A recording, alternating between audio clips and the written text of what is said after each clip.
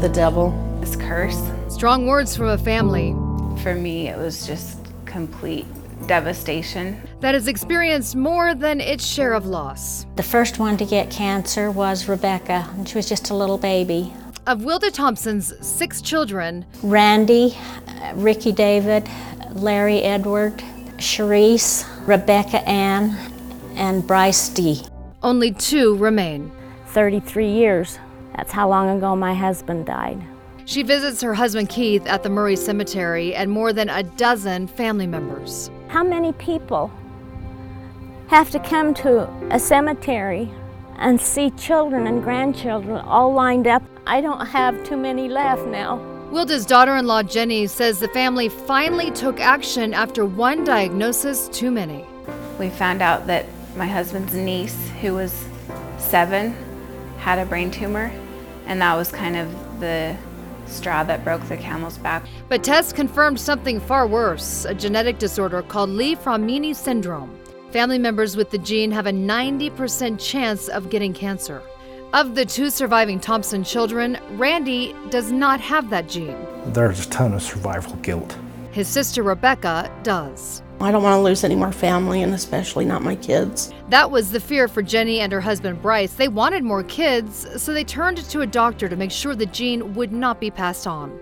He does a procedure called pre-genetic diagnosis, where they actually test the embryos for the genetic mutation. The gene wasn't found, but they had triplets. And then Bryce was diagnosed with leukemia. By the time we found out about it, it was pretty far progressed. Rebecca's daughter Reagan was fighting a brain tumor when her uncle Bryce died. I have a lot of faith that Dr. Schiffman's going to find a cure before anything happens to me. At Huntsman Cancer Institute, Dr. Joshua Schiffman has been studying this syndrome for 10 years. These families would go around as if they had the sword of cancer hanging over their head. The genetic disorder sounds like a death sentence, but doctors say it's not. Now, you can't prevent the cancer, but what you can do is you can actually identify the cancer early. Full body MRI scans every year, early detection to start treatment before it's too late.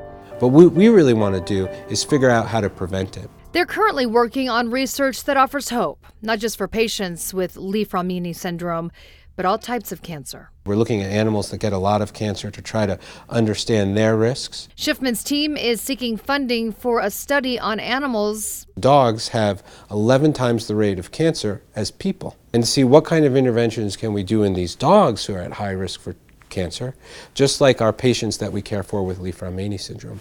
It's research that could save lives. Within the next 10 years, come up with a drug to mimic that, to try to not just identify cancer early, but actually prevent it from occurring in the. It gives the Thompson family hope.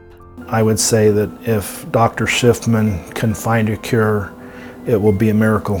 There's hope, and I know that he'll find a cure or a way to fix it. So I believe in him.